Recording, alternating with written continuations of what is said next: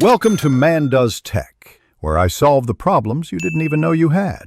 In this video, I will explain how to connect a printer to an ultrasound machine.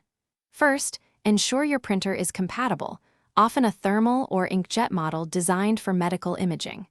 Next, gather the correct cables, typically USB or Ethernet, and locate the appropriate ports on both devices.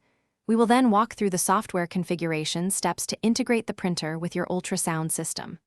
Finally, we will perform a test print to confirm everything is working perfectly, ensuring reliable image output for your diagnostic needs. Selecting the right printer is crucial for clear ultrasound images.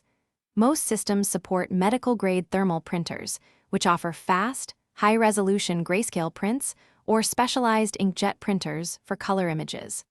Always check your ultrasound machine's specifications for compatible models. For direct connection, a standard USB-B to USB-A cable is commonly used. If you are connecting via a network, an Ethernet cable will be necessary to establish communication between the devices. Before making any connections, always power off both your ultrasound machine and the printer to prevent any electrical issues. Carefully connect one end of your chosen cable, either USB or Ethernet, to the corresponding port on the printer. Then, securely plug the other end of the cable into the appropriate port on your ultrasound system.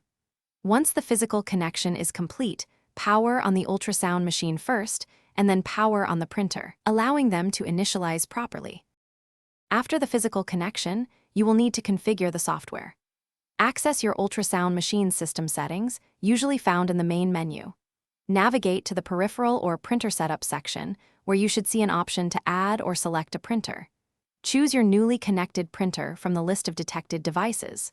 Finally, perform a test print, often a preloaded image, to ensure that the ultrasound machine can successfully send data and the printer produces a clear, accurate output.